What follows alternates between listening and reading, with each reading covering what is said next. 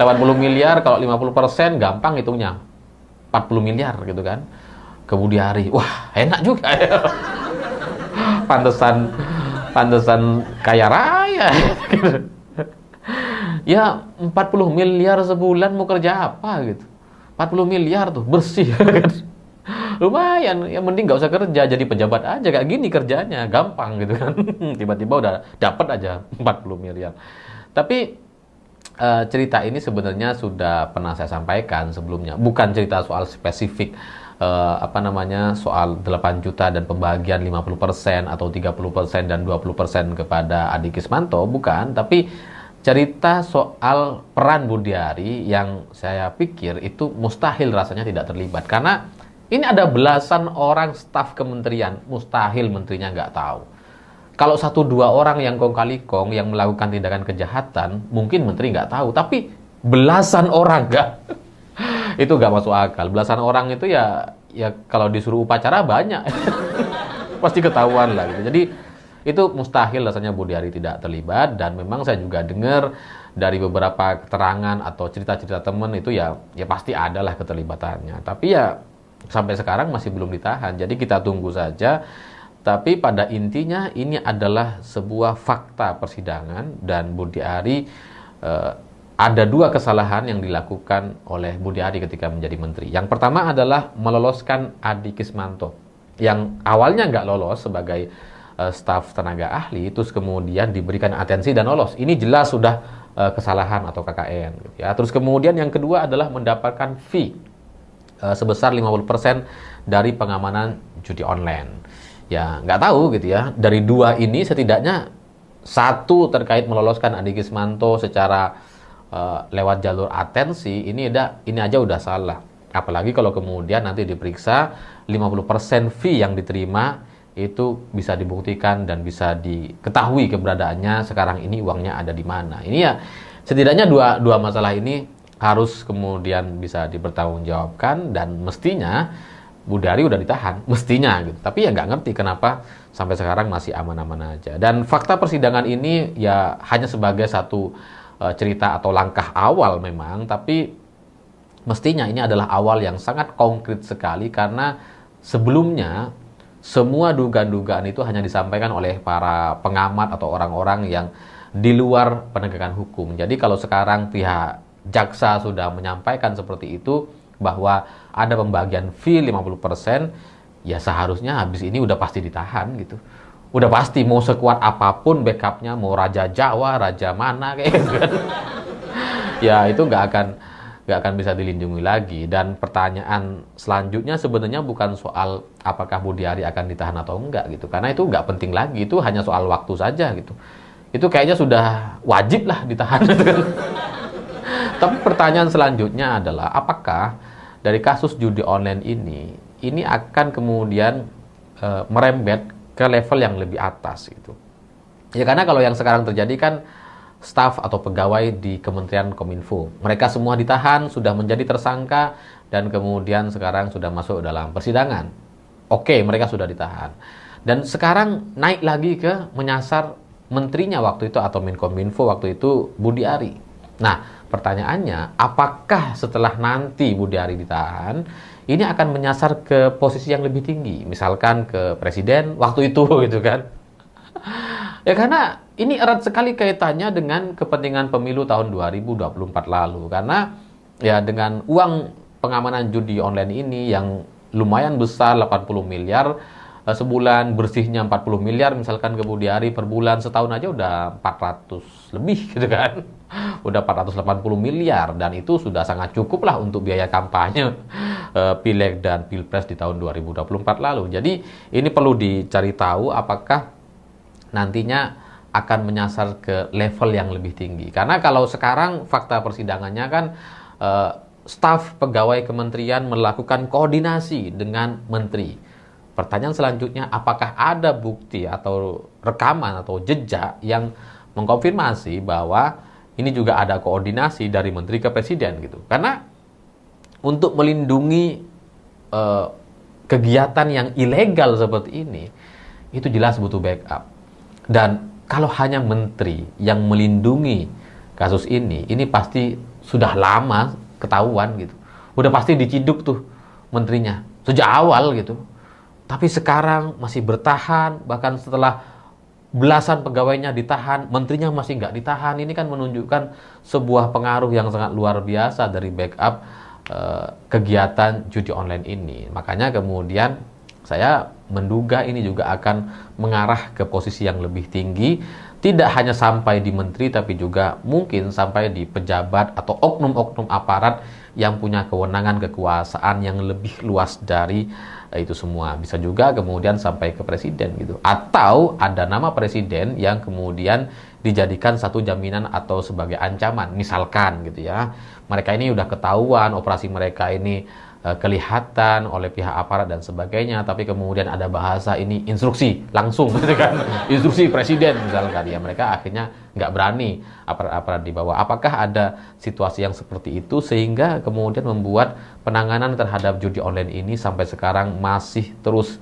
berbelit-belit gitu? Karena kalau melihat dari rekaman atau proses penanganannya, sepertinya ada pengamanan yang seperti itu, ada setidaknya klaim diamankan oleh presiden atau oleh posisi yang jauh lebih tinggi dibandingkan hanya sebatas Menkominfo waktu itu.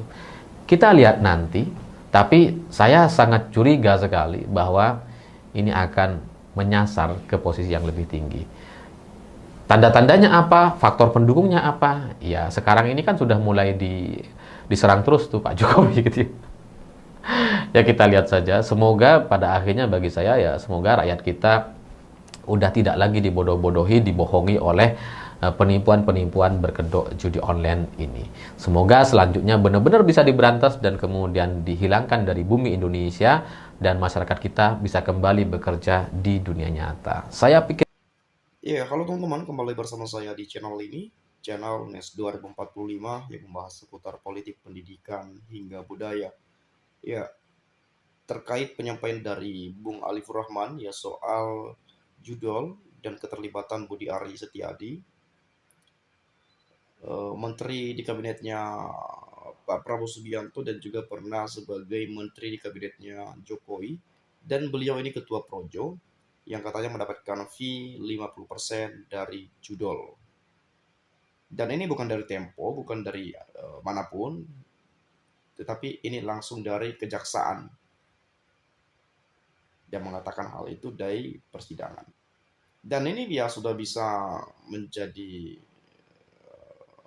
menjadi suatu hal yang mesti dipikirkan kembali bahwa ternyata ada upaya seseorang yang ingin memperoleh keuntungan dengan cara menutupi, melindungi, dan yang lainnya.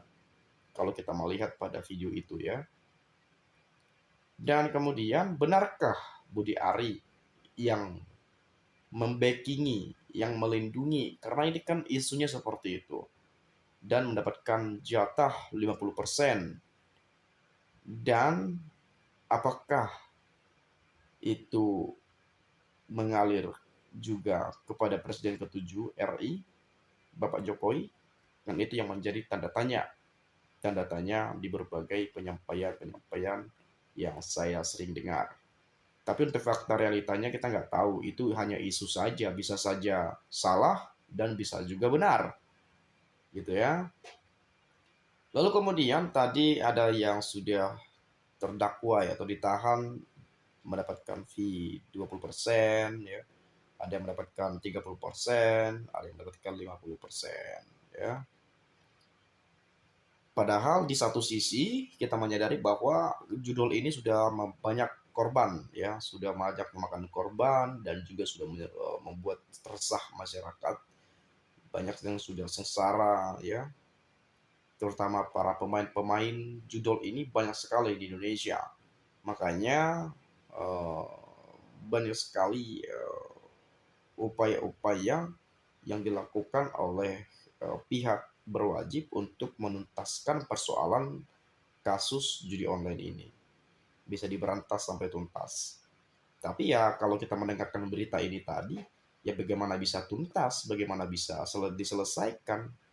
dari Indonesia kalau ya tadi soal Budi Ari yang sampaikan tadi.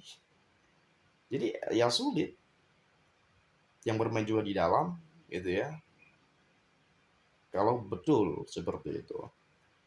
Nah, kalau kita melihat di sini ya penyampaian dari Kelvin Manora. Sudah saatnya Budi Ari mundur, menyerahkan diri dan dipenjara. Kalau bisa langsung didormati. Kalau Jokowi juga terlibat harusnya ditahan satu keluarga dan dipenjarakan seumur hidup. Ngeri ya, ngeri. Bayangin teman-teman ya, 50% loh. Budi Ari kan tangan kanannya Raja Jawa yang bebas dari tahanan. Penuduh ijazah tumbang, penyerang Gibran tumbang, sekarang ganti isu judul Anda ingin tumbang lagi? Teruskan. Lembah berburu pejabat busuk hidup atau mati kalau diadakan seru kalian. Habis judul selanjutnya kasus dana haji di mana Mulyono melindungi si Yakut dari beberapa kali mangkir untuk menghadiri pansus haji di DPR dengan memberi tugas ke luar negeri sampai berakhirnya masa jabatan menterinya. Tidak heran sekarang Mulyono menjadi orang terkaya nomor satu di Indonesia, belum lagi dari PSN, Timah, Pertamina, dan lain-lain. Rencana ingin membuat partai baru, sekarang Mulyono punya segalanya, bisa beli apa saja. Duitnya tidak berseri, buat bayar buzzernya dan relawan dan membangun kekuatan untuk 2029, adili Mulyono. Kalau dulu sang mantan sering mengatakan tidak ada visi menteri dan lain-lain, yang ada hanya visi presiden sebagai panglima tertinggi. Jadinya sama kebijakan pastinya beliau mengetahui dong, termasuk judul Budi Ari 50%. Uang negara apa nih yang banyak banget musnah karena visi. Jatah judi online, store miskinkan seluruh rakyat Indonesia. Kalau seperti itu ya mending dilegalkan saja gitu ya. Biar nanti bisa masuk ke dalam keuangan negara kita, ke kas negara kita. Dapat bayar pajak gitu ya. Daripada seperti ini, toh juga rakyat jadi korban, ya sekalian aja, jangan nanggung-nanggung gitu ya. Dari 50% yang didapat Budi Ari, maka untuk yang mulia raja kita bersama dapat 30%. Sekolah tidak perlu apalagi ijazah, zaman dulu banyak anak yang buruh angon kerbau jadi orang buta huruf, berbudi luhur, jujur, beretika. Maraknya alumnus akademi bergelar Prof, DRS, DR, SH, HUM ya. Maraknya Habib palsu, akhlak caci maki, maraknya korupsi pungli, tabrak tiang, listrik, MK, MA, kode etik, notol dasmu ya. Awas, hati-hati, ini framing. Yang di video ini adalah corongnya PDIP, terutama si Hasto. Biasalah mengarah ke Jokowi, kan semua yang salah Jokowi bagi barisan sakit hati. Kalau begini ternyata bobrok negeri ini diisi orang-orang pejabat penegak hukum yang amburadul etika dan akhlaknya. Rakyat salah dikit langsung diciduk, pejabat ketahuan salah, ntar dulu, emang setolol itukah kepolisian di negara ini? Ya nggak tahu, kok tanyanya ke saya. Pertama, belajar dari film-film dan novel-novel mafia. Kalau seseorang atau sekelompok itu dead atau civil, 99% pasti karena ada backup dari pihak penegak hukum dan pemerintah di berbagai level. Semakin luas lingkup permainan, maka semakin tinggi level pemerintah dan penegak hukum yang menjadi backupnya. Yang kedua, namanya main itu nggak ada main sendiri. Main catur aja berdua, apalagi kalau main duit, udah pasti main ramai-ramai. Ibarat yang bersangkutan adalah wayang, dikendal, dikendalikan sama dalang di balik layar. Raja Jawa asli nggak maulah judi-judian. Yang backup itu Raja Jawa KW yang mengangkat diri sendiri di Allah. Negara katanya APBN-nya kolap cok. ya. Tapi aparat yang rakus dan ganas itu bisa ngumpulin duit segudang. Itu kayak yang bisa melakukan transaksi. Bayangin kondisi APBN kita sedang tidak baik-baik saja, tetapi di luar daripada itu ada yang kaya mendadak dan bahkan kaya banget dari hasil-hasil kejahatan yang dilakukan. Oke lah, mungkin Anda punya pendapat lain atau pemikiran-pemikiran yang baru ya. Saya minta maaf kalau ada yang penyampaian yang salah dan kata-kata yang tidak menyenangkan. Semoga kasus ini bisa terungkap dengan jelas secara terang benderang dan bagi yang terlibat, tersangka ya, yang berbuat kejahatan itu ya biar ditangkap, diproses secara hukum. Kalau bisa dipenjarakan saja lah, nggak perlulah pra peradilan atau apalah itu ya. Kita sebagai rakyat menginginkan hal itu. Mungkin itu saja. Terima kasih sekali lagi. Salam dan sampai jumpa.